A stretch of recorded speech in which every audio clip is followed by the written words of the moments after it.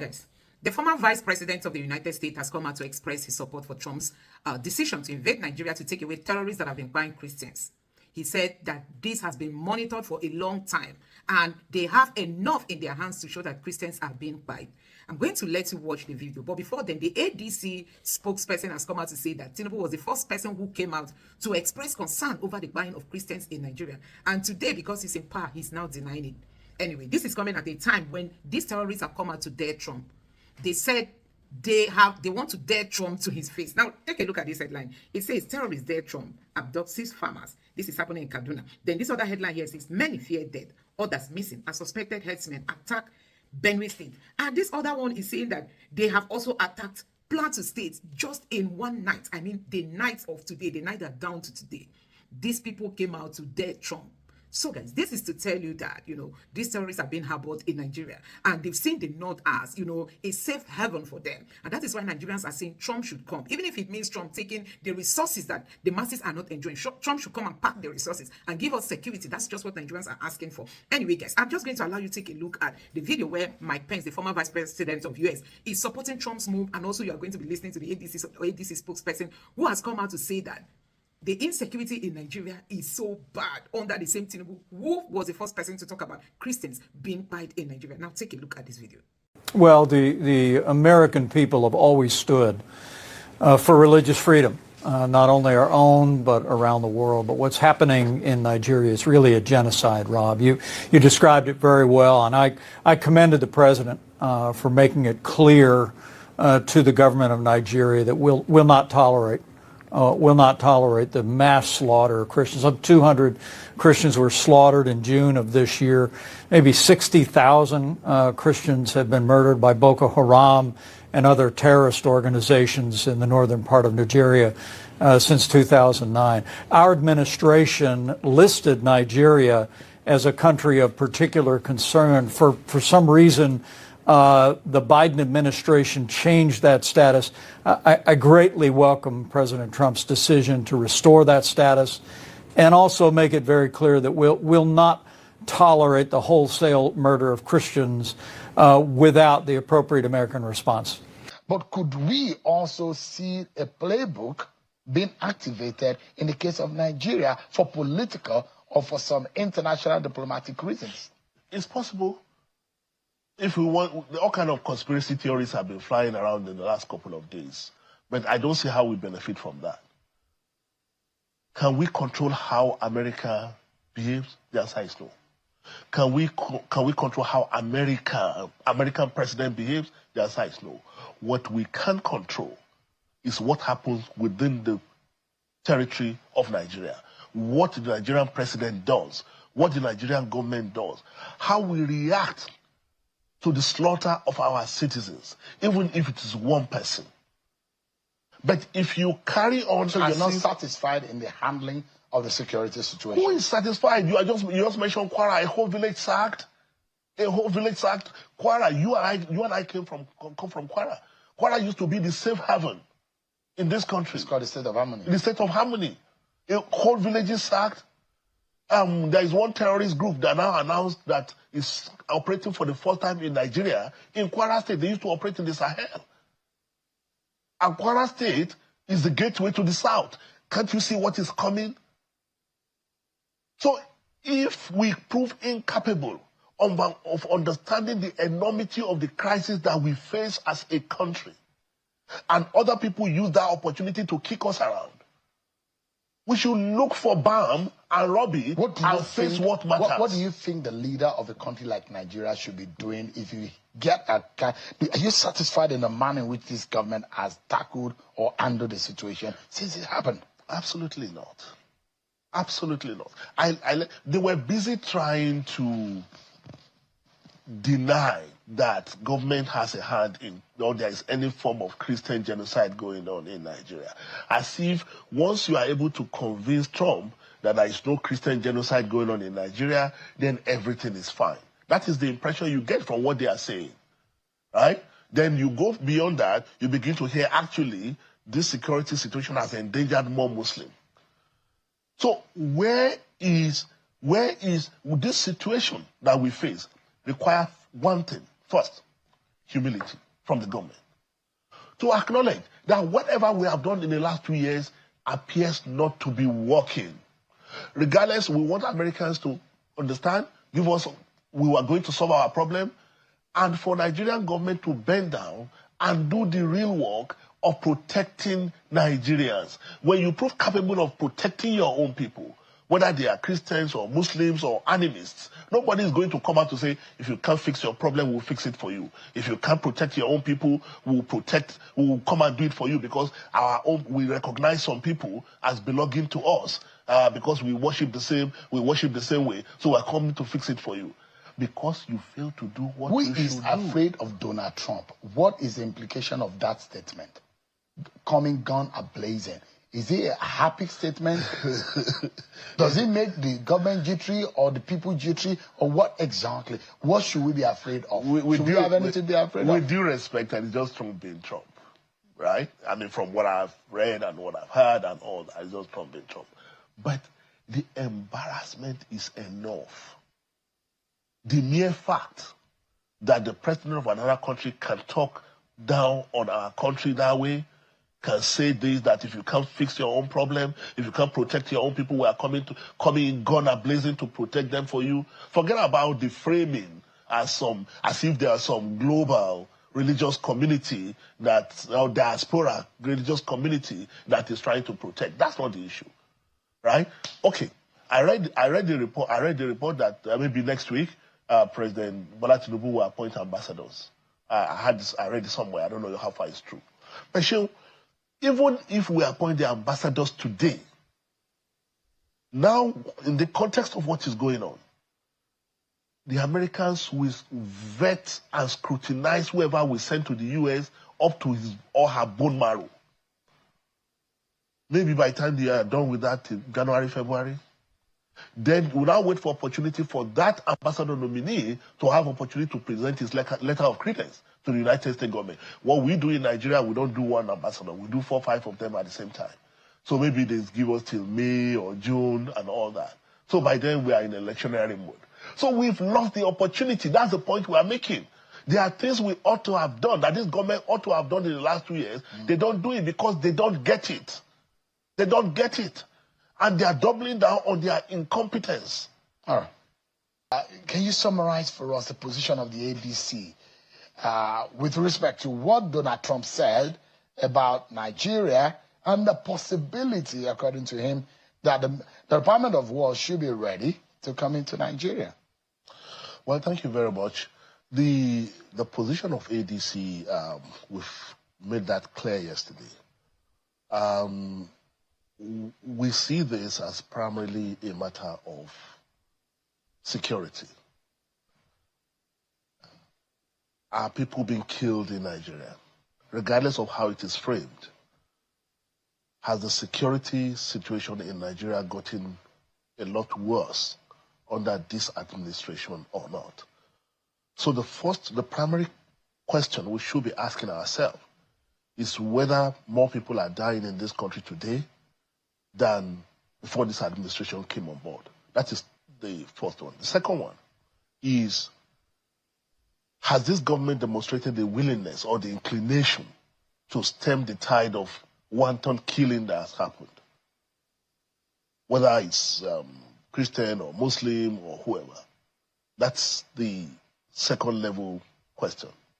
Now, quite significantly, is the issue of framing. How are we framing what is going on in Nigeria? How is the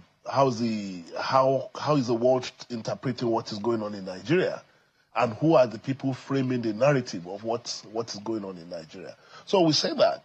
I listened to one of your guests. Was it the Governor Wiki, the Minister of FCT, saying that what is going on is the handwork of the opposition.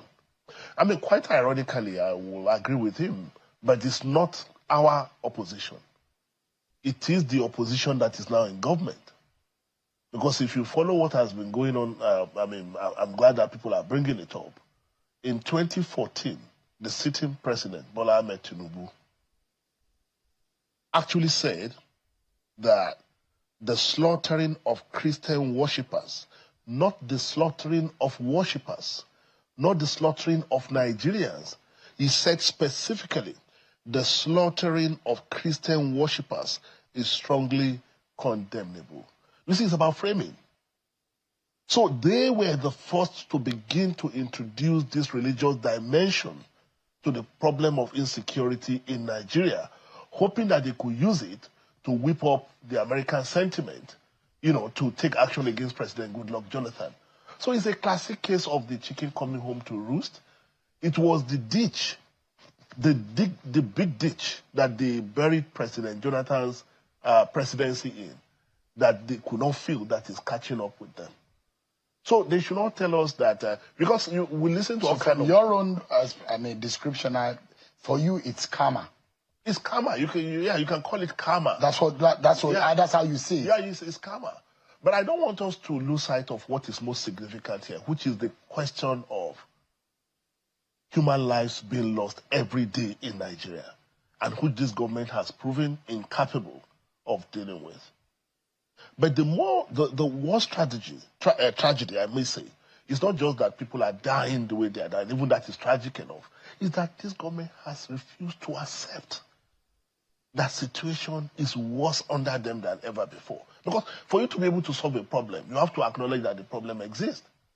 And the problem that exists in this country today, the fundamental problem that exists in this country today, is a wanton killing of Nigerians. Now, let's go back to the question of how this is being framed as Christian genocide. This narrative didn't start today.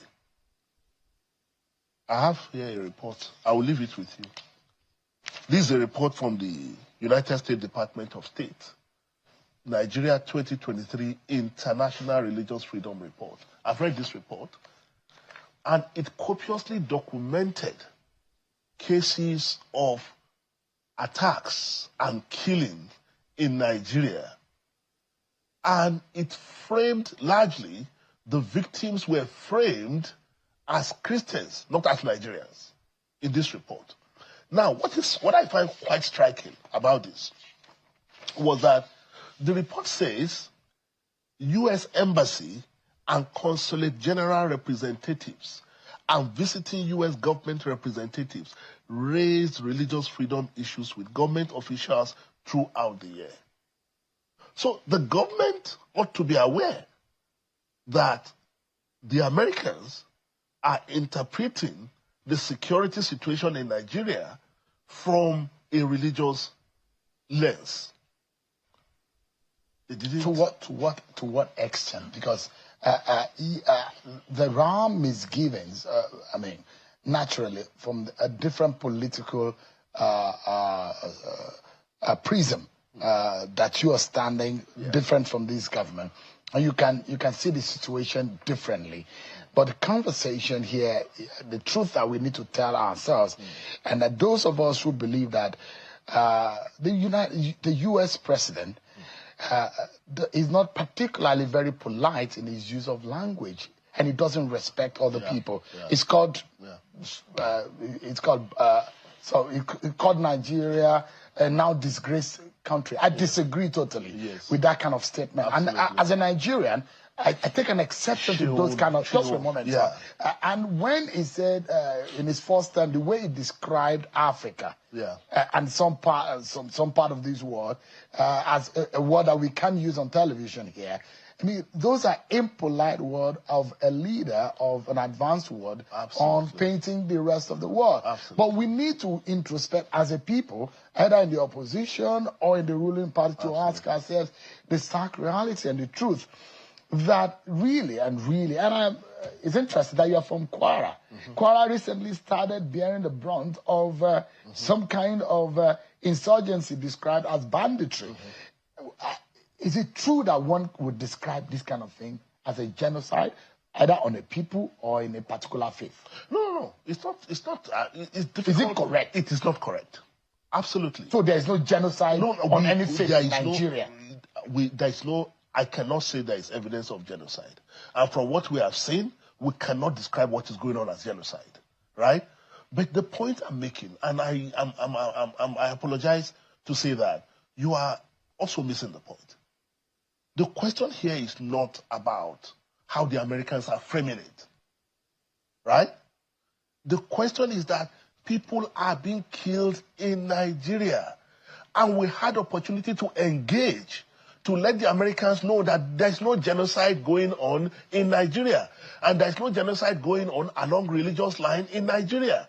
But we did not take that opportunity. I just told you here, a 2023 report released in 2024 by U.S. State Department, and they said they've engaged with Nigerians. Somebody in government ought to have seen this and trigger something and say, we must engage the Americans to let them know that they are misreading what is going on in Nigeria. And I'm saying that some of the kind of politics we played in the past has also led to the situation we have found ourselves, in addition to what everybody is saying. If you listen so to... invariably, the APC government should not blame anybody, they should blame themselves. They should blame themselves. In the first place, they were the architect of this kind of narrative for political reasons. And we are not now going to... they did not do enough to correct the situation fast enough when they started.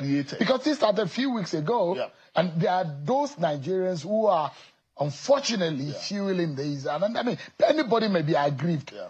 But the fact remains that when you stand against your own country, you are digging... that's something else. Yeah. But the debate was started in the Congress when? September 5. Mm-hmm. I have the bill here. Yeah. September 5. Nigeria is not aware that the conversation is going on. Come on. Is it the failure of the Ministry of Interior? It is not. It is this. The external affairs, or foreign affairs, or the presidency, or do we need a special department of reputation management for a government? It's not about reputation. It's about the reality of what is going on in your country. How other people are framing what is going on in your country is one thing. The reality of what is going on, the people of Nigeria that are being killed, that is a different thing. Either Christian or Muslim. It's a fact. And I listen to people saying, oh, no, it's actually Muslims that have been, more Muslims have been killed. Seriously? So it does not matter. I heard Governor Wike saying that his father was a Christian, the president's wife was a Christian, and nobody is accusing this government of persecuting Christians. Or religious bigotry. So they are missing the point. And that is usually the case. They miss the point because they think any form of criticism is an attack on them. They don't listen. And they have demonstrated historical incompetence. So, you see, the Yorubas call some people amunibuni. I don't know how to translate it in English. I mean, they are... Literally, you're saying that someone who makes others to insult you or to embarrass you. To embarrass you. So that's the kind of government we have. That's the kind of government we have. You see, for us... Could that be a good portrayal or a fair representation of this government? We believe so because, like I was trying to say, for us, we are not seeing it as political opportunism, unlike them. Right? We feel embarrassed as Nigerians that outsiders are framing our security challenge along these lines that can only further divide us. Because we refuse to protect our own people, because the government refuses to do what it should do. We don't want anybody to come into Nigeria to fix our problem. Malam Abdullah, you've been at the very highest, you played at the very highest level in governance in this country. Yeah. You play at the local level, you being a minister, and you understand what it takes to have a diplomatic conversation. But in all of this, do you see an international playbook of a leader that is a typical bully and is ready to trample on a smaller country? Do you see that kind of playbook playing out? You see, even the question you are asking me brings us to another sorry situation. When did Nigeria become this small country that anybody think they can kick around? I read the reaction of Chad to what is going on. Chad is saying he's closing its borders against Nigeria because the terrorists can come. Nigeria used to be the guarantor of security in the West Africa region. Other West African countries look up to us for leadership, for democratization. When did we become this whiny, smally, complaining, whining country? When did we become? It is this administration that reduced us to that. Because, like I repeatedly said, if we had somebody in Washington, D.C., that is representing and articulating what Nigeria stands for, what Nigeria represents, and what is truly going on in Nigeria, perhaps we'll have averted. Invariably, our failure, or the failure of this government to appoint ambassadors, is also an issue. It contributes to it. It contributes to it largely because when people discuss your country, who is in the room? Who is in the room? But I'm saying that this report by the Americans said they approached the Nigerian government and told them that this is their concern, that Christians are being killed in Nigeria. Did Nigeria government make effort to correct this erroneous notion about Christian genocide in Nigeria? They didn't. But I'm asking this question because any student of international relations and student of history, we know that the playbook that I'm referring to, whenever that kind of playbook is being activated, and you see the manner in which, a president who declared another president and the leader of another nation wanted, how bizarre can that be? And you are aware also, can it be in the manner in which other leaders have been meted in the White House at the Oval Office and being treated shabbily. But I'm worried as to the fact that how a country can recover when a bigger nation tramples on them. And the case of Somalia is there. The case of Egypt is there.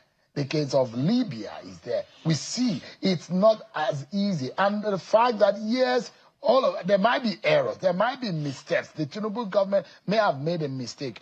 First of all, the primary purpose of government is welfare and security of the people. And I don't think that any government will see itself failing and allow to drift that way. Like you said in your intro, training is very, very key in the fight against all these criminalities in the country. Training is very, very important, and that will be followed by welfare, because it's garbage in, garbage out. If you go to training institutions where people are not properly trained, they come out, and give to the society what they were imparted on in the schools. So I think getting the schools well prepared to turn out competent officers is very key. But again, if you talk of training, that also involves funding. Has the fund been made available? It's not just sufficient to say we declare state of emergency in the training institutions without commensurate funding of this. And I can tell you, one of the setbacks we also have in this fight against is inadequate funding. But people will argue that the government is trying to, and I think I'm also in that school of thought that government is doing its best. If you look at budgeting for defense this year, we have almost 6.6 trillion, which is almost 10% of the total budget. That will show you the commitment of government. But we shouldn't stop at that budgeting. Have we started implementation of the 2025? Has the money been released? What is the role of the National Assembly in overseeing its functions of the spending? People argue that you don't audit spending like that. That's not correct, because I can give you examples. As we are fighting, you see some of these leaders in the armed forces building universities that is not even related, citing them in their own communities. That's not even related to the training of the men and the troops. Building state-of-the-art officer mess, swimming pool. You understand? So all those things that are not necessary. We should set our priorities But right. what is the global standard? Because you go to the barracks, the police barracks, and you see years and years of decadence of where police officers in terms of welfare And this is not a 2, 3, 4 years old problem. It's an institutional problem where it shows that we do not respect or honor or give any kind of regard to those who are fighting on the front end of protecting this country.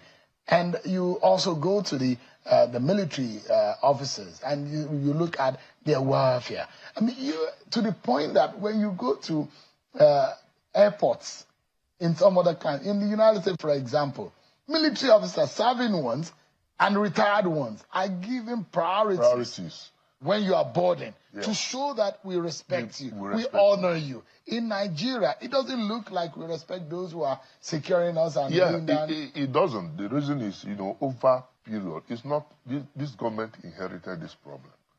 Over time, because of the continuous military rule, the police, which is charged with the maintenance of internal security, have been relegated to the background.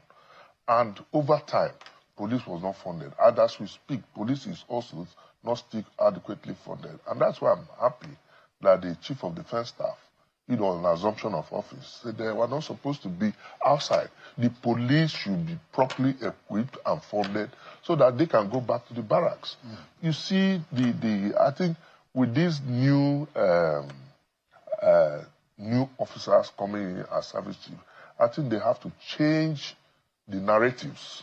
A situation where you see soldiers escorting politicians now, I think it's not in a and democracy. Helping them with their handbags. In a democracy. Helping them with their handbags, helping them to open their doors, it's relegated. And to train some of these officers is expensive. Very expensive. And at the end of the day, they finish their training.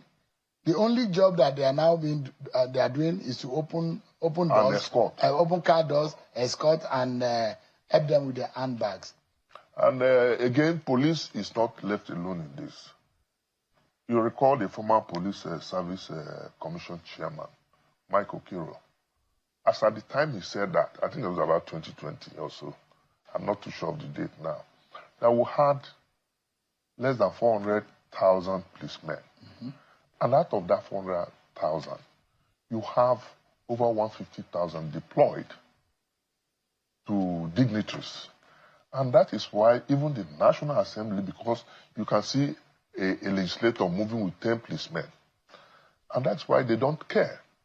We are in dire strait. We have challenges, security challenges in this country, and we must face it.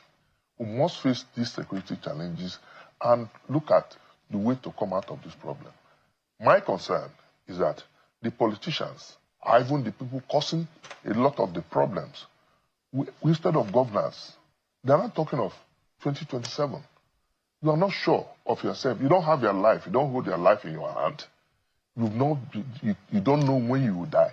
But they are planning for 2027, decamping, defecting, and all the rest. So, I was asking about a global standard on how to maintain, coordinate a training institution for security agencies. What are the global standards? How often do you? Because the president has now asked governors to pay visits to all the security training institutions in the country and see, and they are in very sorry state of the different security agencies.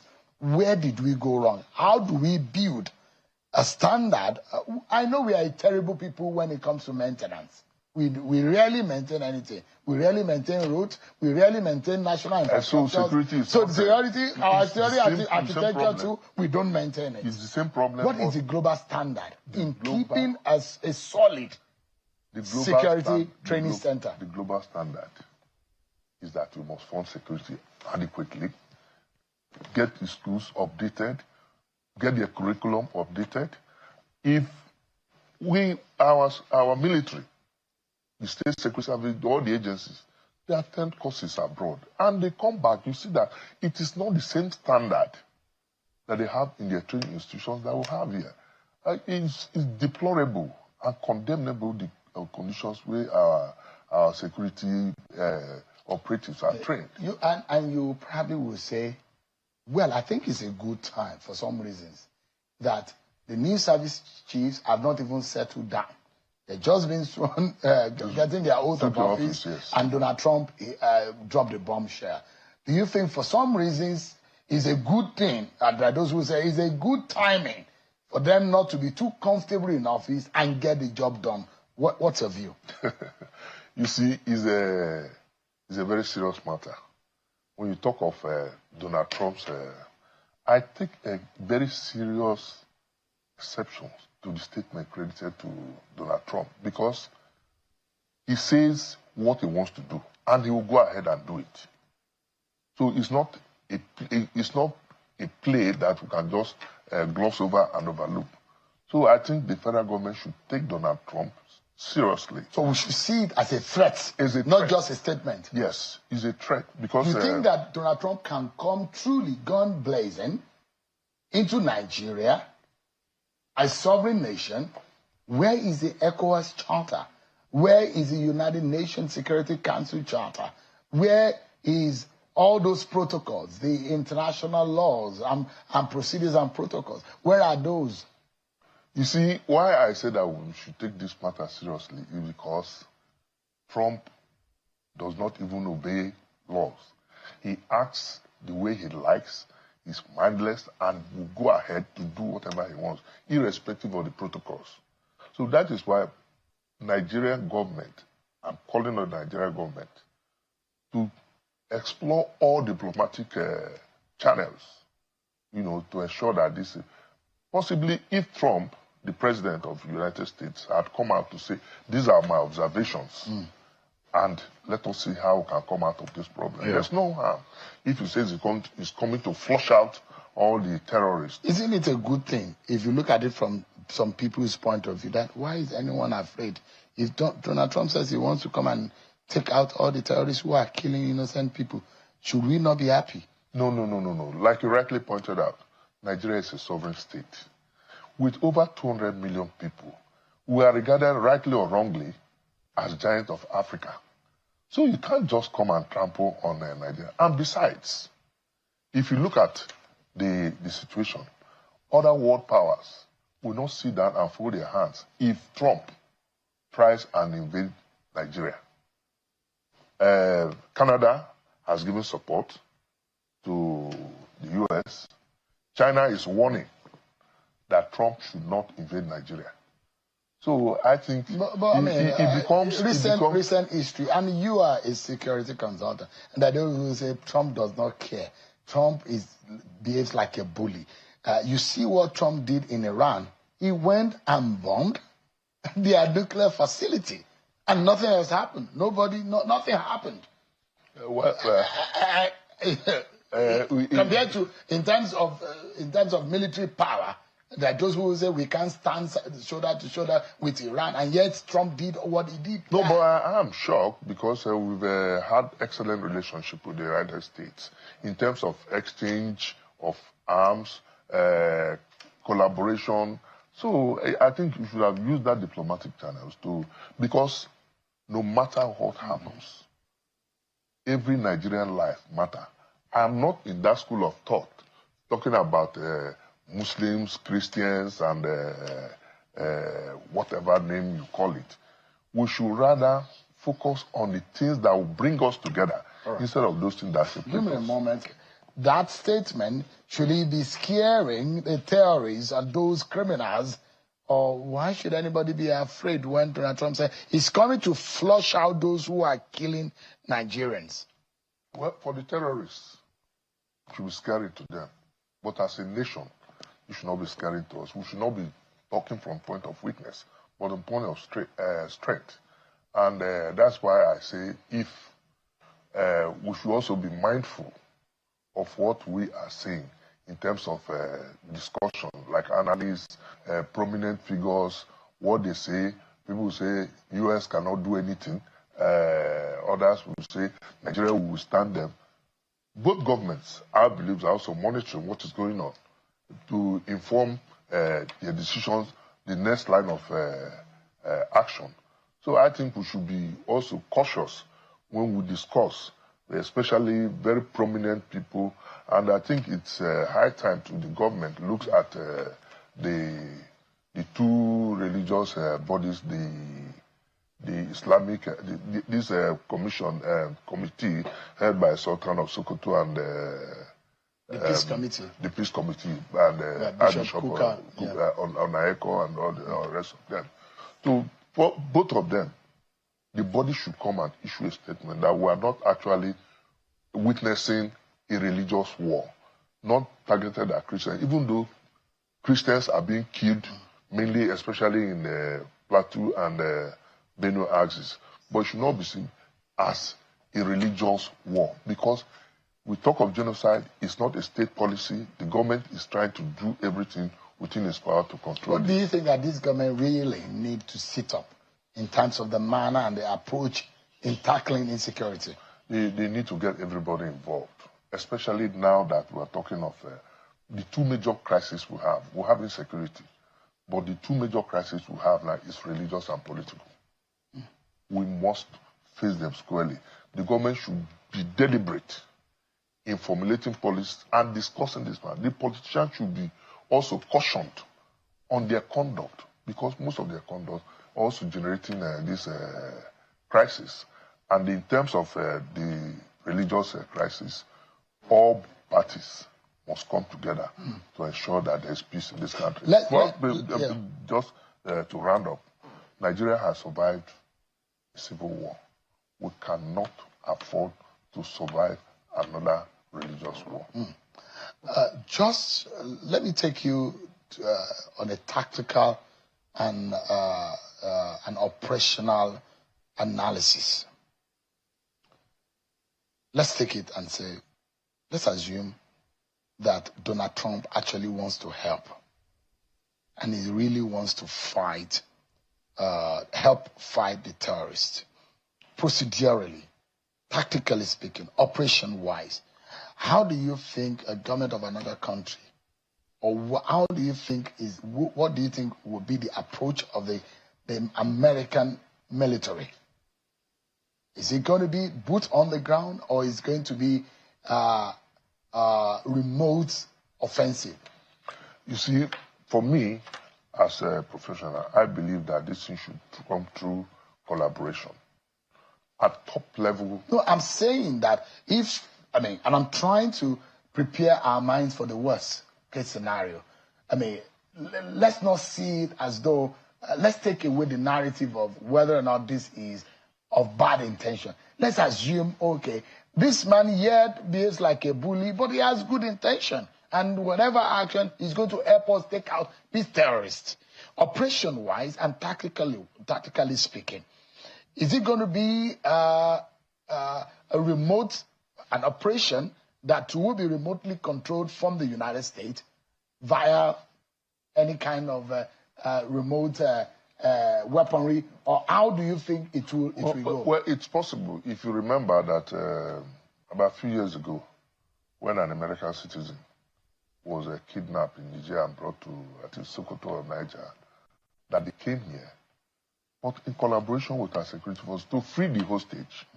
So I believe that we must sit down at a round table, discuss this issue. If he actually wants to help Nigeria to fight, we'll be collaborating. You remember that President Goodluck Jonathan then was also got some of these foreigners, mercenaries, you like to call them, from South Africa and all these things, to fight them. So we need the assistance of everybody, especially the international community, foreign powers, to assist us. But the way we are going, like you said, Trump does whatever it takes he wants to do. Because the reason why I'm asking, I know that America has about 11,000 or so satellites. They have over 200 military satellites.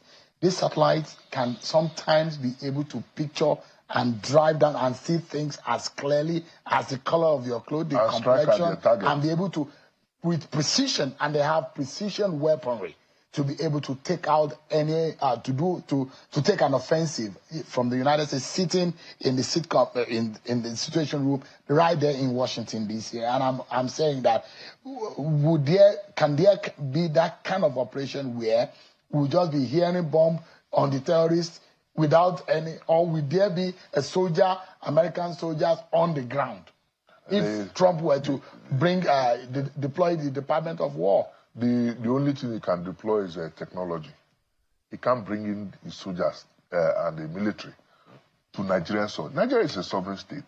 Don't also forget. Can he use the bases around? There's no U.S. base in Nigeria, but there are U.S. bases in some part of countries around us. They can use any of their bases. But you see, they should also be careful. You remember the case between Ukraine and Russia. Russia thought it was going to be a walkover, maybe a few days, and it has lasted years. All right. So we cannot underestimate the power of Nigeria with support of other superpowers. So guys, you have seen it for yourself. These are the things we are talking about. Christianity being persecuted in Nigeria. Now, this person reacted on the social media and said, President convicted of drug baron. This person said, President convicted drug baron, Vice President Boko Haram chief, Senate President corruption king, National Assembly allegiance to Tinubu, House of Assembly allegiance to Tinubu. Kindly tell me if this is not a disgraced country. This is what this person is saying, that Nigeria is gone under these people, you know. And like you can see, this headline says, many fear death, others missing, suspected herdsmen attack Ohimini, Benue State.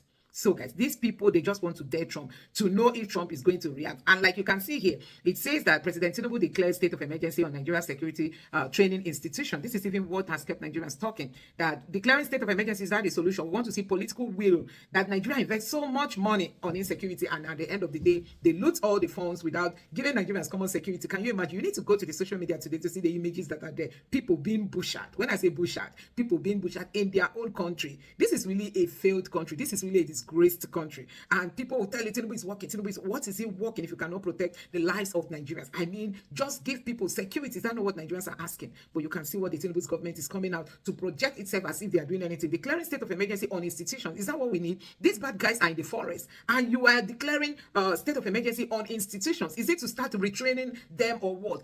Please send military men to go fish out these bad guys. Many of them are not from Nigeria. Send them back to where they came from. That is just, Nigerians just want to see if Tinubu has even not achieved anything, but at least show political will to take these people out. Nigerians would have applauded him that at least he's doing something. This one, we are not seeing action. We are not seeing statements that will send real direct messages to these people. We are not seeing any of those. And when Trump says Nigeria is a disgraced country, people are talking. You can see it. No good road, no good schools, no good water, and you don't even go to the hospitals, because people say if you go to the Nigerian hospitals, you will cry. And Tinubu just keep borrowing and borrowing. So guys, let me know your thought on all this in the comment section below. It's really sad that we have found ourselves in this mess. Nigeria has never had good leaders, you know, since the time of Obasanjo. Anyway, let me know your thoughts in the comment section below. Please don't forget to subscribe to the channel, turn on the bell notification, and let me know your thoughts in the comment section below. Thank you.